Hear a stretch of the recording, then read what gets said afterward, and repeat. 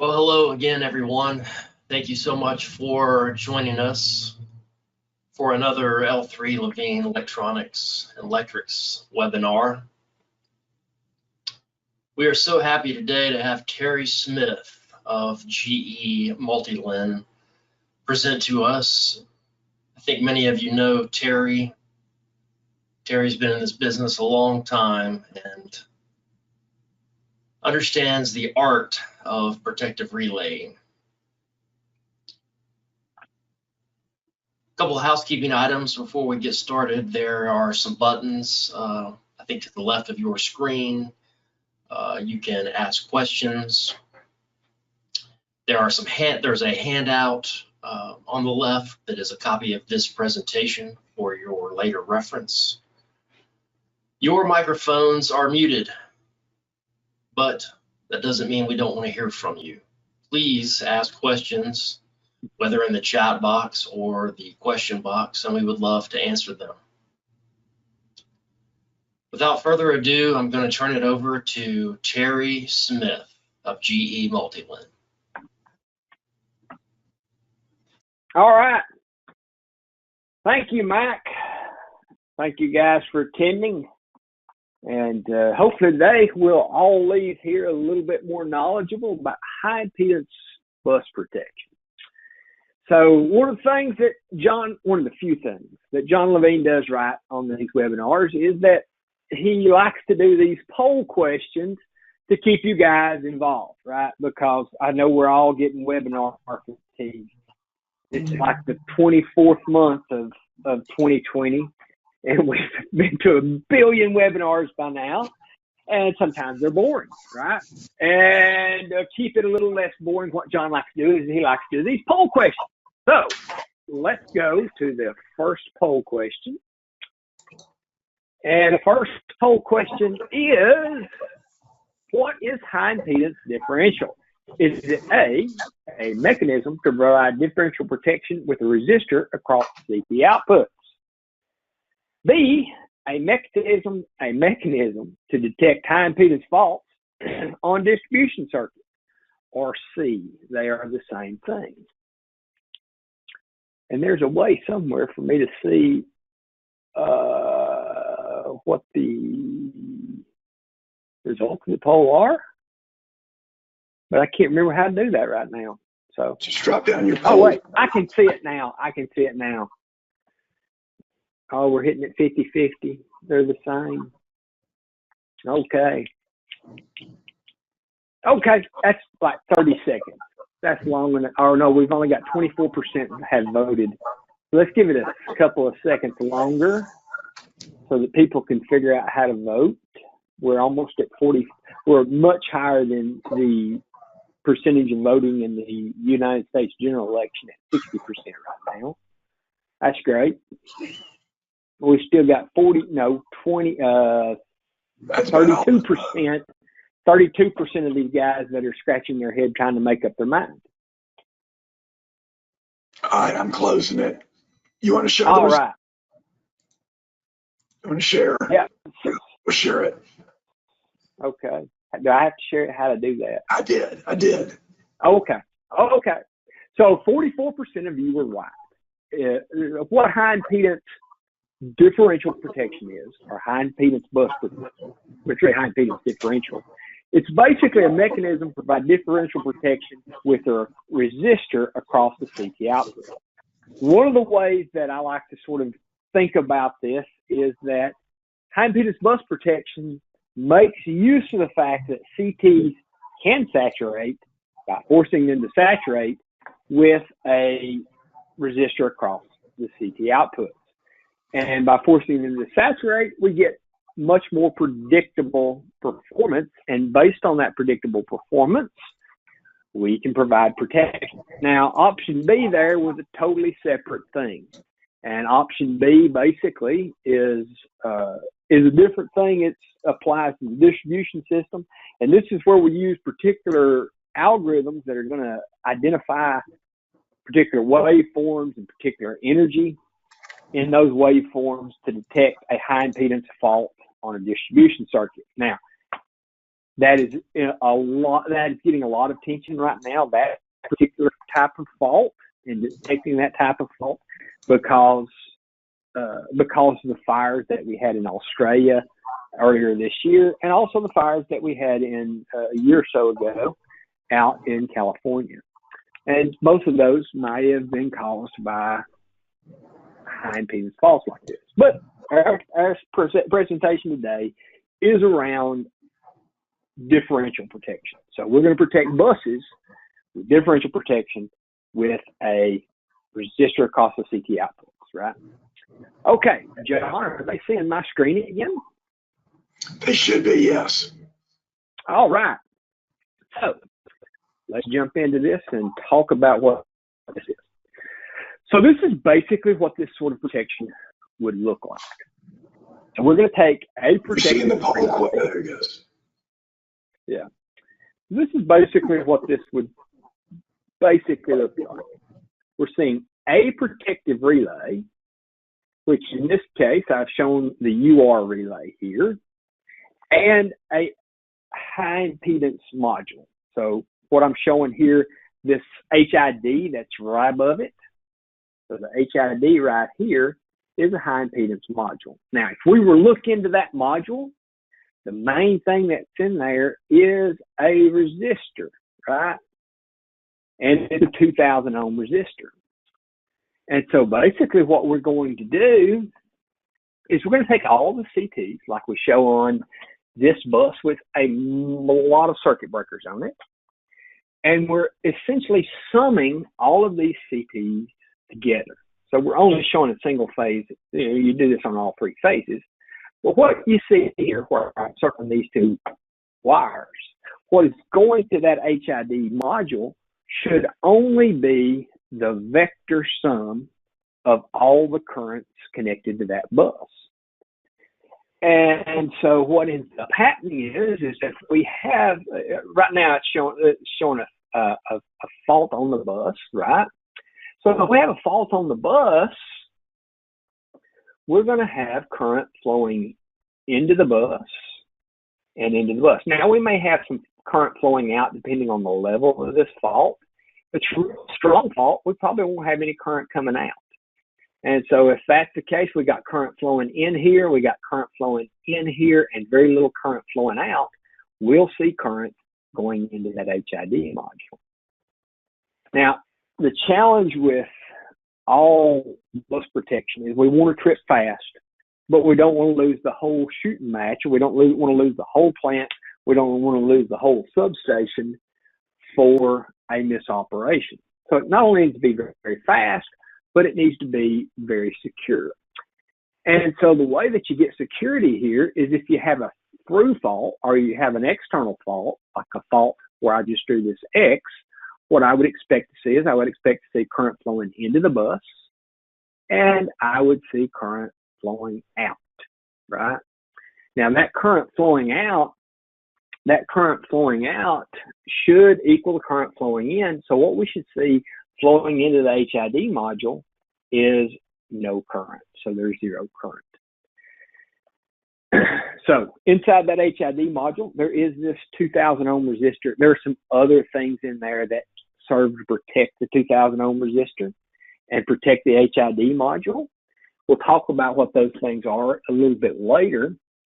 But right now, the main thing that we really need to talk about is how this works. Now, I said earlier that the way this works is this makes use, this high impedance differential scheme makes use of the fact that you can saturate a CT, right, by forcing the CT to saturate. And because it's going to saturate, we can get very predictable performance. Now, what I show here, so over here on the far left is my bus. So this here is the bus that I'm protecting, right? There's my bus that I'm protecting. And in reality, the differential zone that I'm protecting, let me get rid of that. The differential zone that I'm protecting is from this CT right here down to this CT right here. Now, for the sake of simplicity at this moment, I am just showing a bus with 2 breakers connected to it. There could be one of the nice things about a high impedance differential scheme is that there can be a lot of breakers connected to this bus. So to understand high impedance differential, we sort of need to understand what is happening on the CT. So what I've shown is these 2 CTs, the equivalent circuit of them, and how they're wired external and how they're connected to the HID module, right? So this is my HID module here. I'm connected here and here. So the first scenario that we should talk about is let's keep the thing from not operating when it's not supposed to. So in that case, if I have a fault out here, that is outside of this differential zone of protection. So I should have current flowing here, right? So that's flowing in here, right? And that means it's flowing out here. Now, down here, that current's flowing in this direction, right? That means it's flowing in here. It means it's flowing out the dot here because the dot's away from the protected zone. That means it's flowing here, right? Which means it's flowing in here, which means it's coming in this direction, right? Now, what ends up happening here is this current is going to basically circulate here, this secondary current. It's going to circulate in the secondary of the CT. Now, the reason it's going to circulate in the secondary of the CT is because this 2,000 ohm resistor, so remember, sitting inside of this thing is a 2,000 ohm resistor. So the reason it's going to circulate in those secondary currents and not go through the HID module is because that 2,000 ohm resistor is a lot larger impedance to the impedance of the CT circuit. So this is a very small, the CT circuit here is a very small impedance compared to that 2,000 ohm resistor. So nearly all the current is going to flow in this direction. So that's what the thing does for a external fault. So let's change our minds now and let's change our fault location, right? So let me get rid of all my drawings here or all my scratch marks. All right. You can't draw a circle around stuff. You can't hold your, there we go. Okay, so let's take a different scenario now. Let's say, what happens if we have an internal fault? Now, there's a couple things going on there, right? First thing that's going on is that fault current, it depends, right? So if there's a source up here and a source up here, then we've got current flowing into the fault in this direction. We got current flowing into the fault in that direction. So that looks like current flowing into the dot here, right? It's flowing here. We got current flowing into the dot here, and then it's flowing here. So since the current is flowing in this direction, at this summation point here, it's going to go in this direction, right?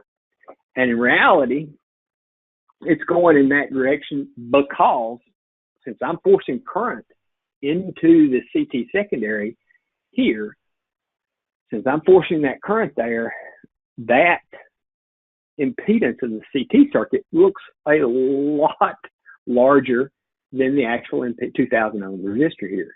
So in that case, we're going to have current flowing through the resistor here, and then it's going to flow back up here and here, right? So we'll have current flowing through that resistor. Now, the current that flows through that resistor will vary because, or it's going to be unique because that 2,000 ohm resistor is going to cause these CTs to saturate. So it'll be a smaller current that's flowing. It won't be the 10, 15, 20 amps of secondary ground fault current that we expect because we're going to force that CT to saturate. It'll be a much smaller value. Now, another scenario is what happens if I don't have a source down here, right? I don't have a source down here.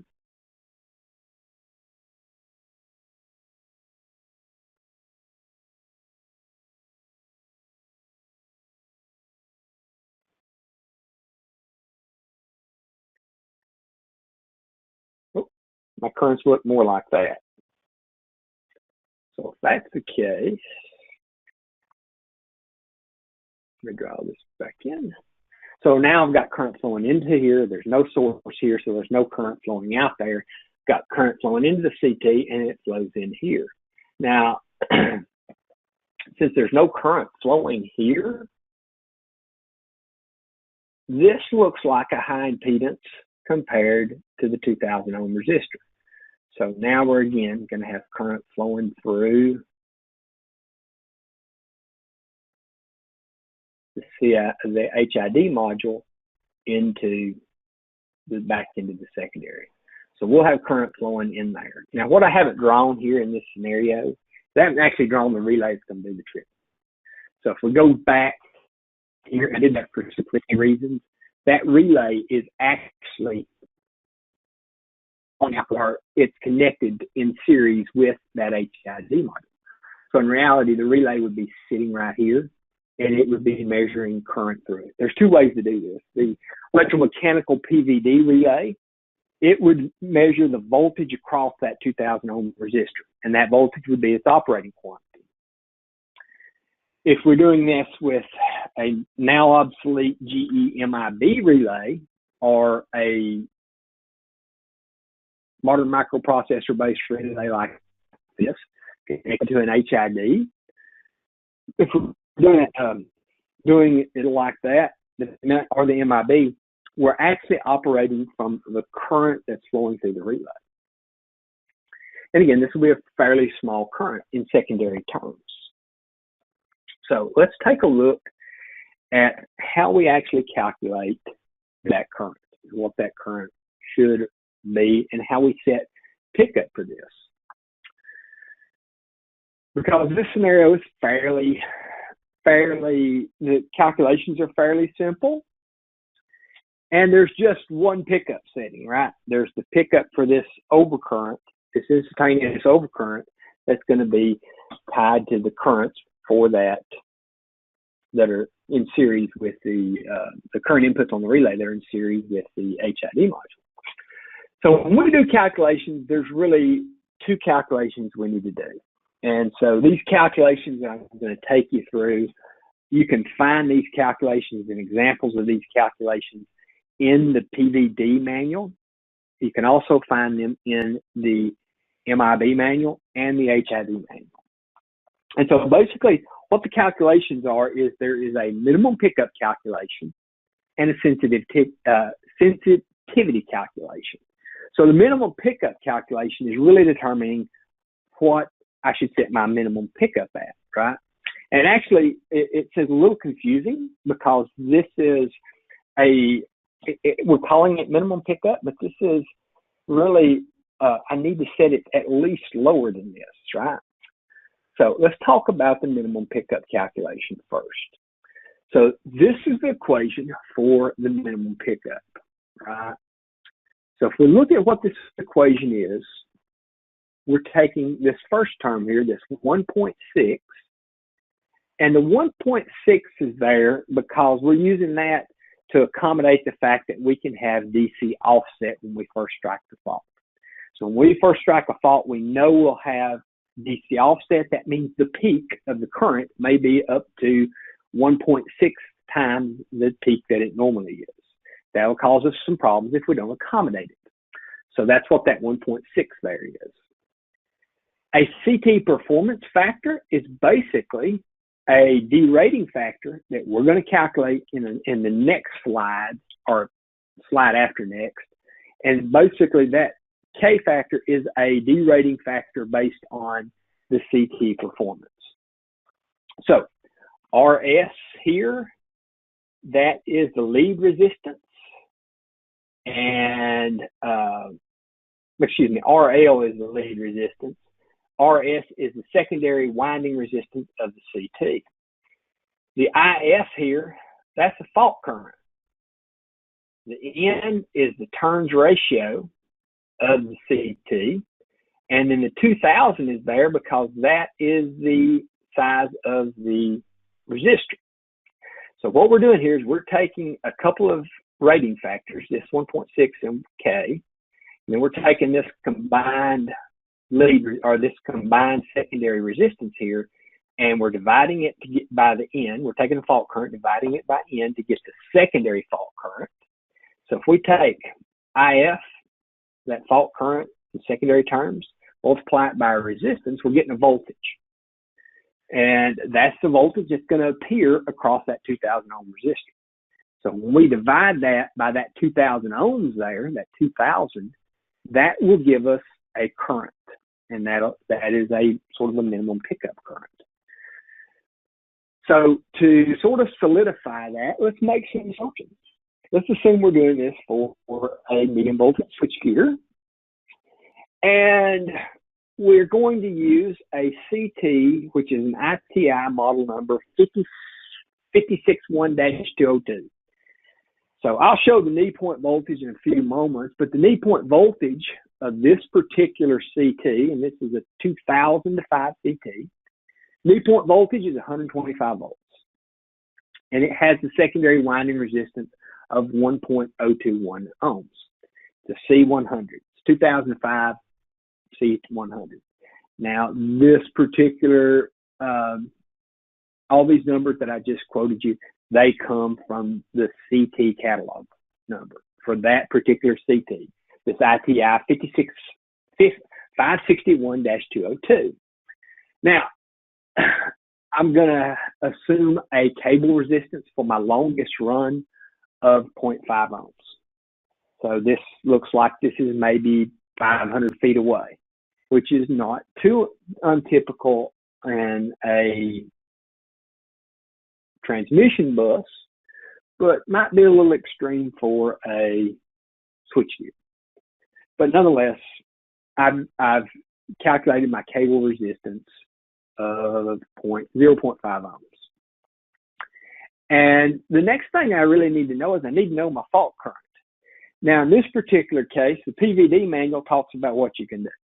So the best thing to do is to know your actual fault current and use your actual fault current in your calculation. Now, if you don't know your actual fault current, the other option you can use is the current, your fault current will be less than the breaker rating. So you could set it to the breaker rating, the breaker interrupting rating. In this case, these particular breakers, they're rated to interrupt 65 kA, which is probably a lot more than you have, a lot more fault current than you have available in this particular system. But since I don't have good information, that's what I've essentially got to do. So the first thing I need to do in this minimum pickup calculation is to calculate a performance factor. And then based on that performance factor, I can get to a derating factor. Now the performance factor, it's that same term, this RS plus RL. So that's the lead resistance and the secondary winding resistance times the fault current. Then we're going to get it in secondary terms by dividing it by the turns ratio. And then we're going to divide that by the knee point voltage. In this case, that's actually, I said that was 125. I'm showing 150 here. It's not going to matter. It's not going to matter. But that should be 125. So that gives us a performance factor of 2.189. Now, to get to the rating factor, we use a K-factor graph. Now, this graph comes from the PVD manual, it's in the MIB manual and the HID manual. So 2.189, here's this equation here. So it's 2.89, it's somewhere up in here. So that gives me a performance factor of 0.7. So I should expect this, that's what I need to use for my performance factor and my minimum pickup calculation, 0.7. So let's see what my minimum pickup calculation is. So this is the equation we were talking about earlier. I've got all these values now. So it's 2. This P here is 2 because it's there and back for the leads. So lead resistance is 0.5. Secondary winding resistance is 1.02. There's that K factor I just got from the graph. It's 0.7. And here's my 1.6 to accommodate the DC offset. CT ratio, remember that's 2,000 to 5. That gives me a turns ratio of 400, which is that term there. There's my 2,000 ohm resistor, and then here's my massive 65 Ka of fault current. Now, when I do all that, that gives me a pickup value of 183 milliamps. So even though this is called a pickup, it is a sort of a maximum pickup value because if I were using a smaller fault current, which my fault current absolutely has to be smaller than 65 Ka, otherwise I'm overduting the breaker, then this 183 milliamps is going to be smaller. So even though we're calling it a minimum pickup, it's sort of a maximum pickup. It's what I do not want to set this above. If I set my fault current bigger than this, I may not operate. So I want to set it below that value. Then my next calculation that I want to see is how sensitive I am at that pickup value. Right? So that is a sensitivity calculation. And that's the next calculation I need to do. So this is the Imin. So that is the minimum internal fault current that I would trip at. So this is going to tell me what is, for that pickup setting, what's the minimum fault current I'm going to trip at. So this would tell us where we want to go down to. So if I set this down lower than 183 milliamps, this is going to tell me how much of a fault I can actually see. So I want to see what I can see with this 183 milliamps. So I use this, so I have to do this for each of the breakers on the bus, and that's what this 1 to N here is. So Imin is minimum internal fault current. This N here is the CT ratio. The N here is the number of breakers connected to the bus. The I1 is the current in the MOV. So in addition to that 2,000 ohm resistor, there's also an MOV, a thyroid MOV. Guys, I'm back. John, can you hear me? Yes, we can hear you now. Okay, guys, I'm sorry. There was a huge lightning strike just right outside my home, just right now. And as soon as that happened, my internet went away. So apparently I'm back. That's great. What was the last thing you guys heard, John? We're showing your calculations of sensitivity.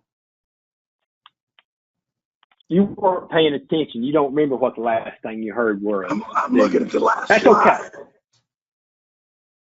Okay. Okay. So you're seeing this minimal sensitivity. Okay. So I1, that's the current through the MOV. I think you heard me through that. IR is the current through the MIB to pick the relay. So that's the pickup setting. And this I here, what this I right here is the secondary excitation current of the CT at the voltage equal to the 87L pickup, right? So we just calculated that 87L pickup at 0.183 amps, right? And so that would be times the 2,000 ohm resistor. That would be a voltage of 366 volts. So what we need to do at this point is we need to look at the excitation curve for this particular CT, and that will tell us what the current is, the secondary excitation current at that voltage. So remember the voltage I just calculated was 366 volts. Now this is the 2005 C100 right here, this top curve right here. So here's 100 volts, there's 200 volts, and there's 300 volts. So about halfway through that is 366. Well, for 10, that's a straight line. At any rate, that voltage that we would need to develop is greater than the knee point voltage. So what that tells us is that we cannot use this particular CT in this application. The reason we can't use that is because the CT won't develop enough voltage to support the application and support the current. So let's look at the mitigation factors that we could use here. On this example, there's a couple of things we could do to mitigate this. One of the things that we could do to mitigate this is we could try to use a lower setting. That lower setting would have to be based on actual fault current rather than breaker and replicated current. That'll give us a lower setting. So that's probably not going to work. And the reason it's not going to work is because we're never going to be able to develop enough voltage across that particular CT. So one of the things that we want to think about is we probably never want to set the pickup of the high impedance module. We never really want to set that less than about 50 milliamps. And the reason we don't want milliamps is because these CT circuits will largely look like antennas, and they can get a lot of noise on them. And 50 milliamps of noise on that CT circuit can operate. So we typically, when you do these calculations, the setting ends up being about 75 milliamps. But if we have, 50 milliamps, we multiply that times the 2,000, that's right at 100 volts. If we end up with a setting and it's more realistic of 75 milliamps, so that'd be 0.075 times that 2,000 ohm resistor, that's about 150 volts. Now, in this case, this thing probably, it's gonna support about 200 volts. The knee point's here a little bit over that 150 volts. So we might be able to use that here with some caution, right? If we set it around 75 milliamps. So this brings us to our next poll question. So John, you want to open the poll? You want to open the poll? And the poll question is, when can I use a C100 in bus differential? And choices are almost never, never, and seldom. And nobody's answering the poll questions. They must have all dropped off when my audio went dead. So you gained people during that time. What? You gained people. But you have more people now than okay. Yeah. I guess they're done with lunch. So the poll's open, guys. Yeah. Oh, y'all were doing so good. Everybody got it right to a point. Open. Yeah.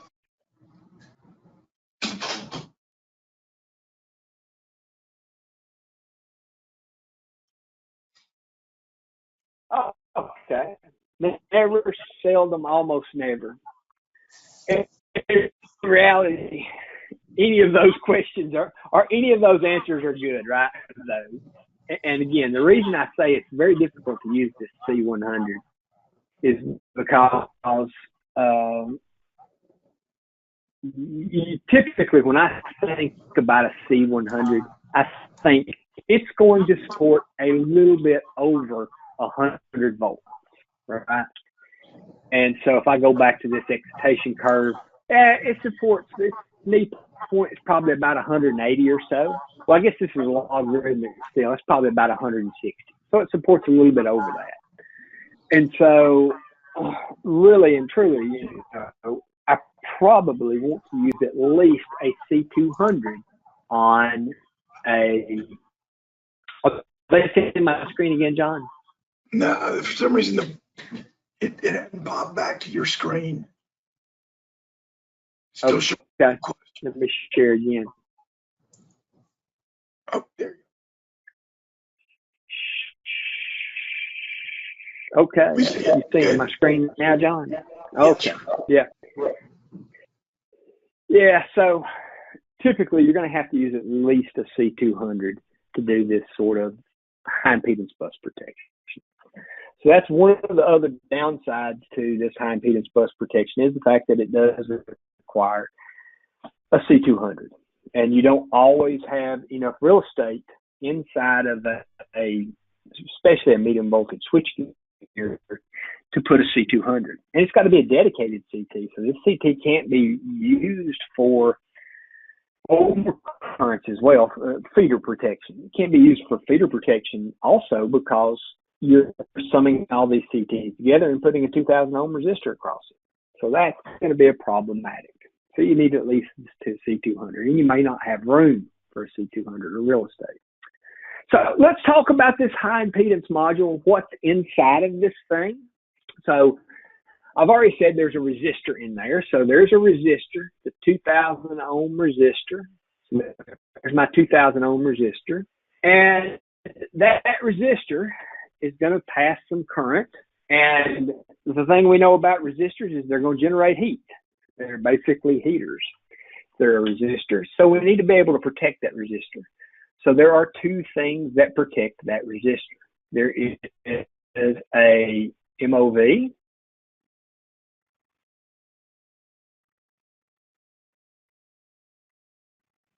So this here, pretend that's an MOV. The other thing that protects that resistor is some bypass contacts. And these are those bypass contacts here. Yeah, there's a really bad electrical storm outside. I may lose you guys again, but bear with me if I do. So the way this thing works is this is the vector sum of the current. So this is all those CTs brought together, and they're wired in here. And then here's the return for all those CTs wired together. And so here's my 2,000 ohm resistor. That's shown by this thing, my MOV, and my output contacts. Now, the way this is, the resistor, under steady state normal conditions, it should have almost zero current on it. And so it has a watt rating. We'll talk about that in the next slide. It's not a very large watt rating. So because it doesn't need to be, because under steady state conditions, you expect zero current flowing into this device. It is resistor. The MOV exists to shunt the voltage if you have, or shunt that voltage, shunt that current if you have a large voltage that appears across the resistor, larger than it should have. That protects the resistor. The output, or the contacts that are shown here, those are tied to the lockout relay that is integral to the HID module. And what that lockout relay does is basically when you trip for your differential, not only should you trip a lockout that trips the breakers, but you also trip a lockout in the HID module, which will close that contact, which bypasses the current through the resistor. So, output of the resistor here, it's coming down and it's wired to input on the protective relay. Outputs of your protective relay, they should trip an 86, which trips the breakers. Also should trip 86 on the HID to protect the 2,000 ohm resistor. Now, the type of relay that you put here, you've got several options. So one of the options that you have is so we no longer manufacture the MIB. So the MIB was a high impedance relay that had the HID module integral to the relay. Now when you have to buy the HID and a relay. So some of your options on the relays are you could use a 350 relay. So our 350 relay, if you do that, to get the currents to set down low enough, you have to buy a 1 amp input on the 350, a 1 amp CT input. The downfall to this one is it's not going to be as fast as the MIB because the 350 is a much more cost-effective relay. Other option you have is a UR or an 850. Most people would use an 850.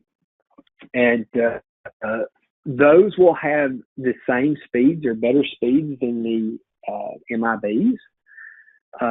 The only thing there, and you can use a 5 amp current input, the only thing that I would caution there is that you have to set the current cutoff to a lower value so that it will operate from the 75 milliamps or so that the thing is going to see. So what happens if I wire incorrectly, right? Well, let's talk about this resistor.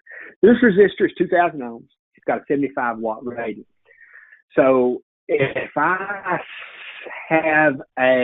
want to see what current destroys this resistor, so I squared R is the power. So if I take the square root of the 75 watts and divide that by the resistance, which is 2,000 ohms, that means the rating of that resistor is 193 milliamps. So if you pass more than 193 milliamps through that resistor, you will destroy the resistor. It's not meant to have any current flowing through it or hardly current to the steady state. 100 milliamps is 20 watts. That's a lot of heat. And so to put this into perspective, more than once, on more than one occasion, I've seen where customers, here's my breaker, here's my breaker, here's my breaker, and so on and so forth. And the way this should be wired is this guy should be connected to here, and this guy should be connected to here, and so forth and so on, right? Now, what could happen, or what has happened, like I said, more than once, is if here's my bus sitting up here, 10 other dots connecting the bus, and I've got a CT sitting here, and what's happened more than once is that this CT got rolled, right? So when that CT gets rolled, you've got current going through those resistors in the steady state. So what's happened, like I said, more than once, the switchgear, the system arrived in the field, they picked up a load and immediately started a big motor and immediately tripped. So what they decided settings. And in each of these instances, they increased settings until they got the thing to stop tripping. Well, like I said, 193 milliamps is the point where you start to destroy the resistor. You're at the 75 watts that the resistor is rated for. And even at 100 milliamps, you're dissipating 20 watts of heat. 20 watts is a lot of heat inside of this small enclosed space. So 20 watts, good news is it won't destroy the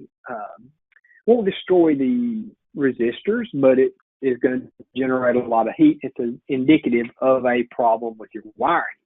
You're never going to operate correctly wired backwards. So the other problem another problem with the high impedance bus protection is when you identify that you've got a CT wired backwards, you're seeing 100 amps flowing in the steady state through your resistors. You can't put your hand on the HID module because it's dissipating 20 watts of heat continuously. There's no forensics to really help you determine which set of CTs is rolled backwards, because all you've got coming into the relay, even if it's a microprocessor-based relay, is this summation of the relay currents. And because of that, you've got to do a lot of hard work, mainly by trial and error, to figure out which one of these CTs is wired backwards.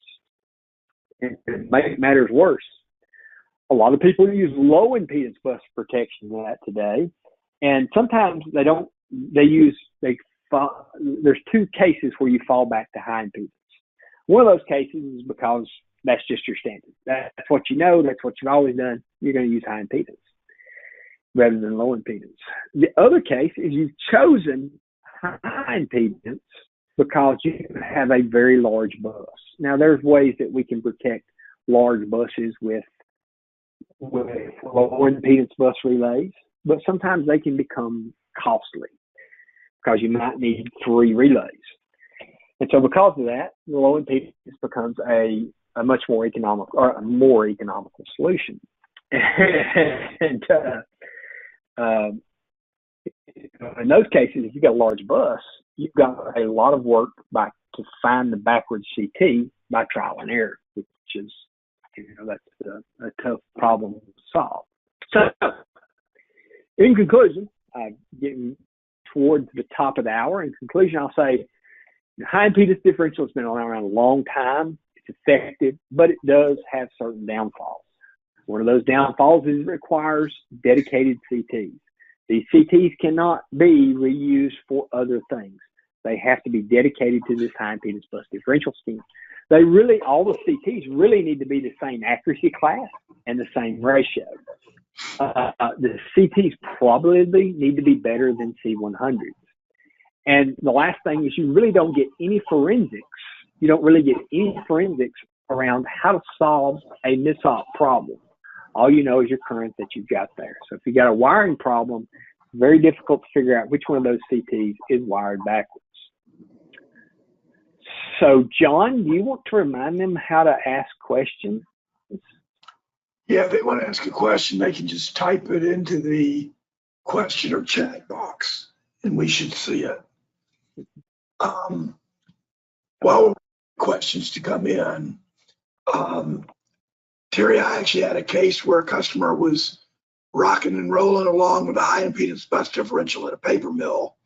And one day they had a fault that was actually external to the bus. And sure enough, it tripped the bus relay. Yeah. And the reason it did, obviously, was one of the CTs was wired backwards. Problem is they had no way to know how to find where the CT was, which CT was bad. So they had to spend a lot of time trying to figure that out. Just so everybody's aware, Terry Smith and I both prefer low bus differential, low impedance bus differential. The problem is you got to bring all the CTs individually back. But we can do oscillographies, we can see waveforms, we can see exactly where the fault is and what occurred on it. I can also use different size CTs. We've got one customer that we actually went back and using all the existing CTs, we were able to add bus differential to a low impedance bus differential scheme. And we use the same CTs that were already there. So I can mix 300 with 800 amp CTs or whatever you need. So it's really, really nice. And all these fancy calculations he had to go through for high impedance that he's showing right now, we didn't have to deal with any of that. Okay. So one of the questions that came in is what is this P term right here? So that P term is basically the number of leads. So that's going to be 2 there and back. So that's 2. And in my calculations, I think that's what I use. Yep, there we go. There's my 2. P is for method. But it actually means the leads there and back. Terry, is there any kind of guideline on if I've got a bunch of CTs when I just keep paralleling them to the next one and the next one, and when I need to bring them all back in parallel? So one of the things that you should try to do is keep. You might have what I often see on this, like in a switch yard, is there is a paralleling cabinet. So they bring all the CTs to that paralleling cabinet, and then that way they only have to run 2 wires into the relay house. If this is in switch yards, 2 wires to a relay house to the relay. So there is some place where you need to make up all of those CT circuits into a summation. Now, one of the guidelines that they always say is you try to keep the leads for all of the CTs about the same. So that's one of the reasons that in a switch yard, you might have this paralleling cabinet. So, let's say you've got a ring bus, or I don't know, let's say you've got a bus like this. So the breakers are coming off the bus some way like this. And your switch house is sitting over here. Typically what they would do is they put that paralleling cabinet right here. Well, they put it sort of in the middle. That way, all the CTs, they're not the same lead length, but they're more common than if you had to run. They're closer to the same than if you put it on one end or the other, and then you run back here. So that is one of the, that's one of the recommendations. There are some mechanisms that you need to account for. Also, when you do this, if you use multi-ratio CTs and you don't use the full tap, because a large voltage can appear across that unused portion of the CT. There's even some mechanisms where you can use, unequal CT ratios. Like I said, I don't recommend that. That's not a good idea. Thank you. Question, John. Yep. Thanks very much. Okay.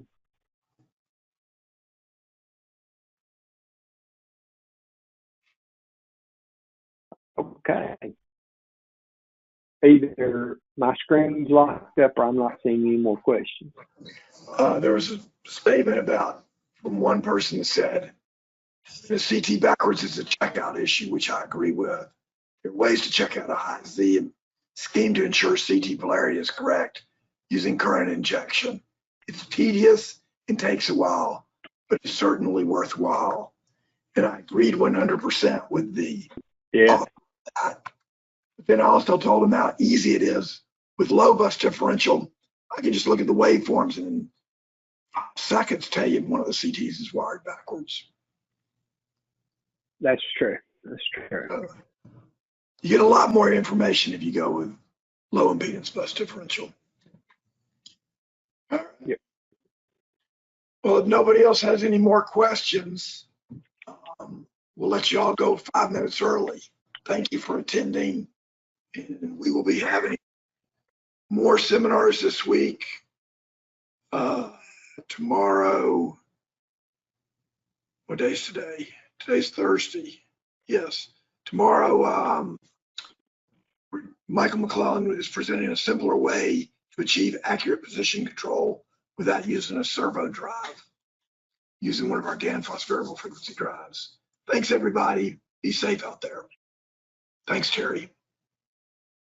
You bet.